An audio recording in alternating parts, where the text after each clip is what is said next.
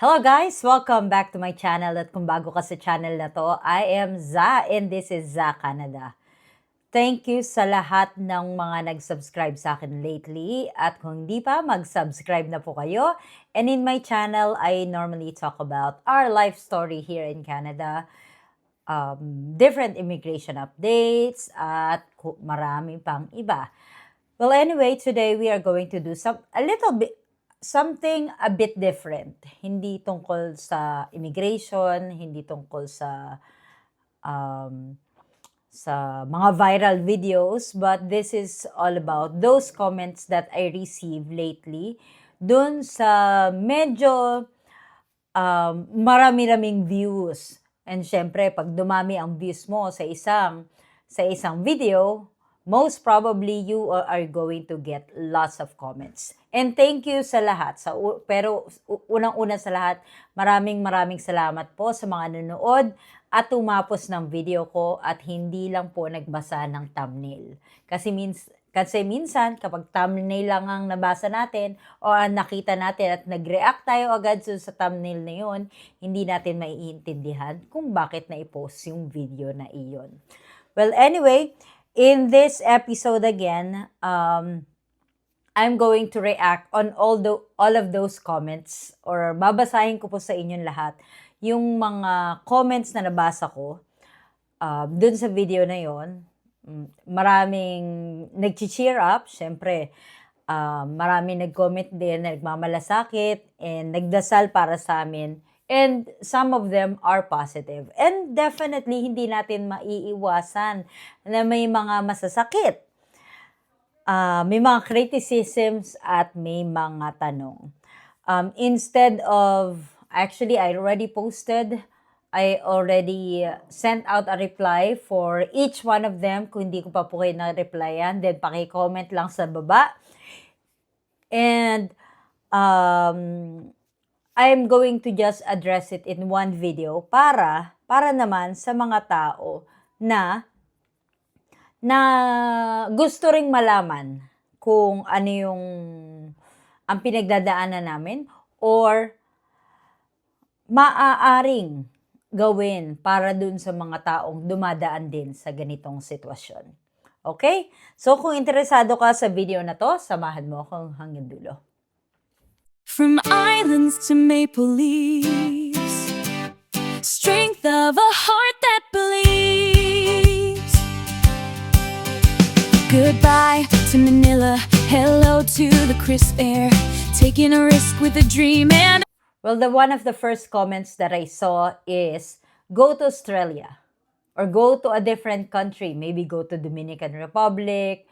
Meron pang isa, nakalimutan ko yung isang nag-comment na pumunta ka sa ganitong bansa and hindi ko sila gagawin. Just to let everybody know na hindi ko siya gagawin dahil sinabi nyo sa akin.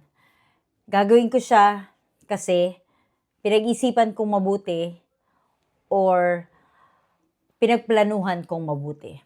Kasi we are not at that age na bata pa. Siyempre, kapag lumipat ka ulit ng bagong bansa, panibagong pag-a-adjust na naman, panibagong pag-re-research na naman ng kung ano-anong pathway, at panibagong pag-iipon ulit ng pera. Hindi naman basta-basta pag sinabi na pumunta ka sa ganitong bansa, automatic, lilipad ka agad eh. Di ba? Hindi. Maraming kailangan planong gawin.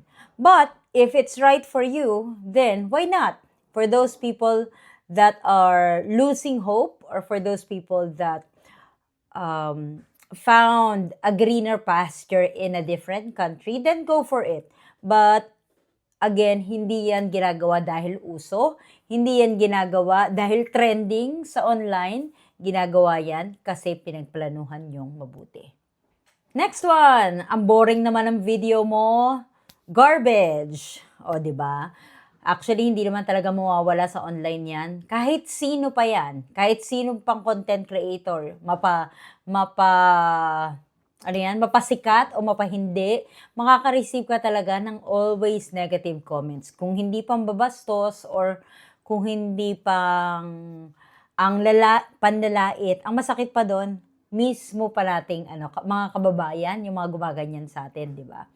Well, anyway, hindi lahat naman ng video magiging masaya, especially if these are real emotions, real struggles, and real life of those Filipinos here in Canada.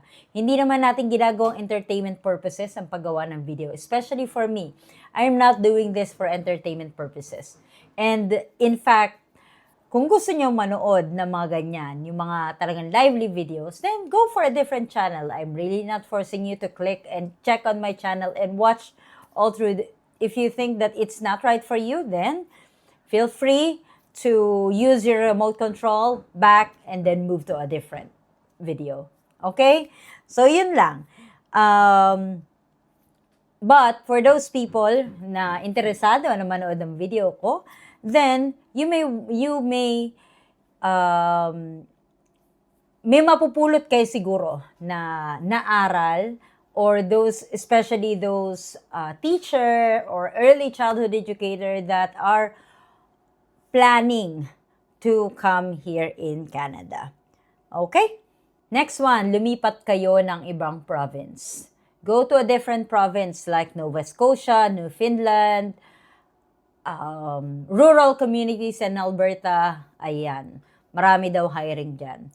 Actually, to be perfectly honest to you, I've considered it.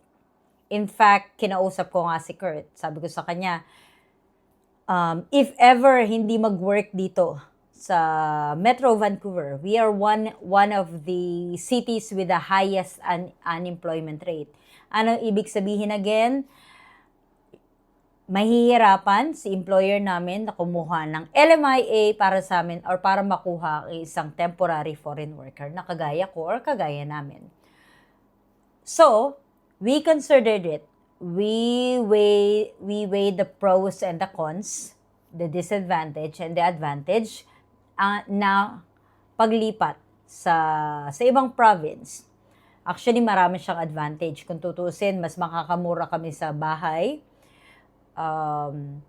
Maybe in the future, halimbawa lang, kung pala rin ng poong may kapal, then baka makabili pa kami ng bagong bahay.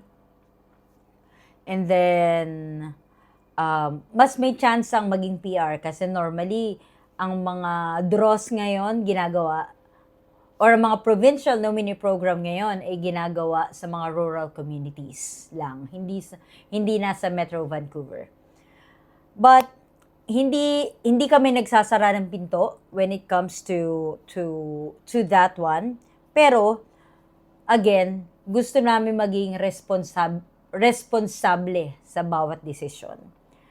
For now, we are going to stay here in Metro Vancouver, and hopefully in God's grace, we are going to get our good news very, very soon. Next popular comment is mag-aral ka na lang.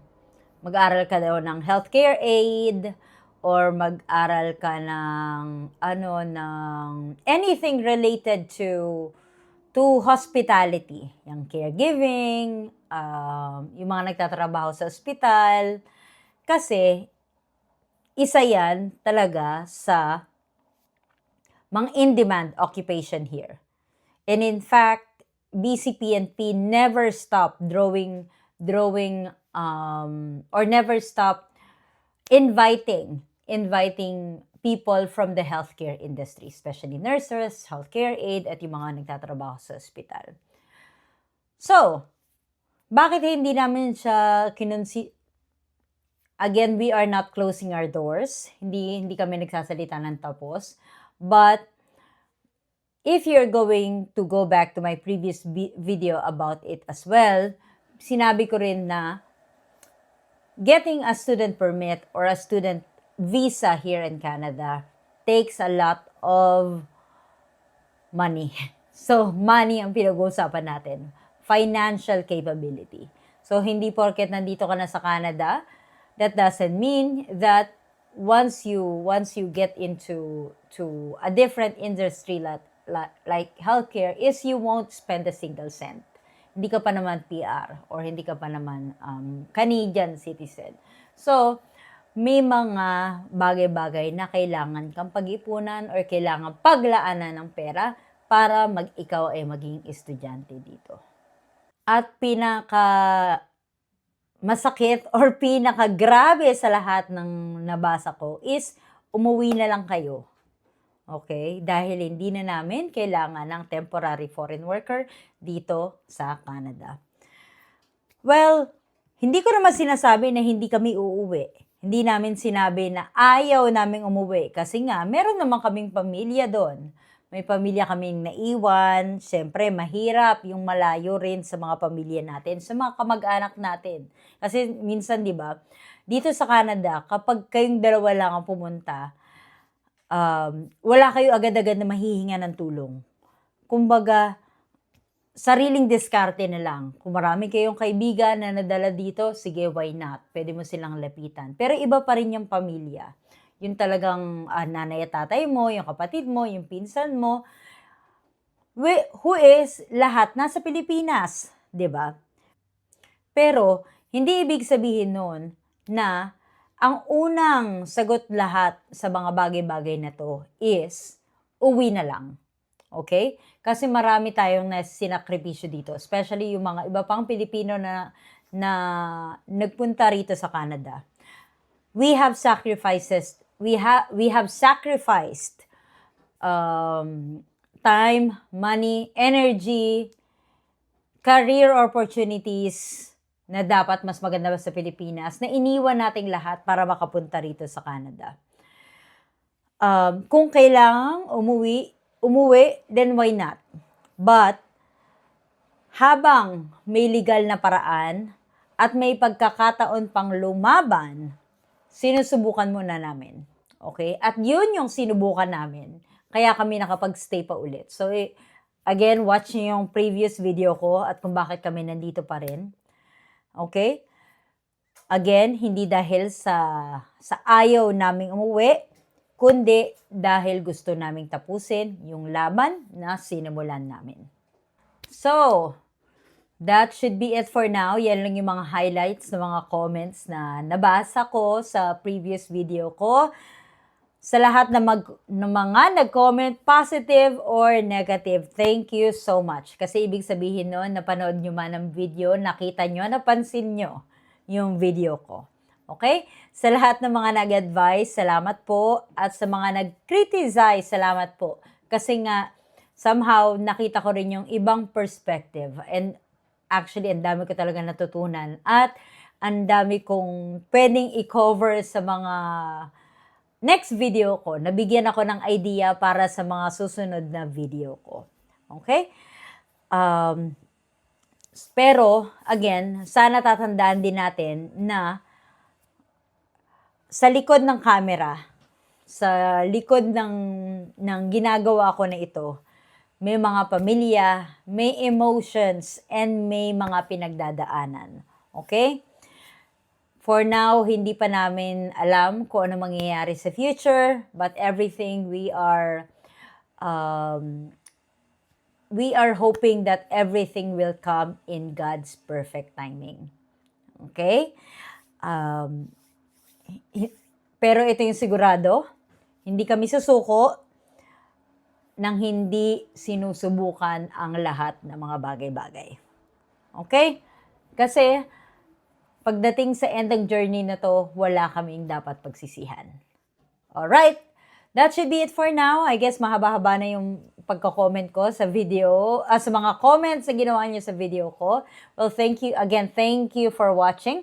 If you like this video, don't forget to comment, like, and subscribe into my channel. At laging tatandaan, hindi kailangan maraming pera, basta may peace of mind. Until next time, bye-bye.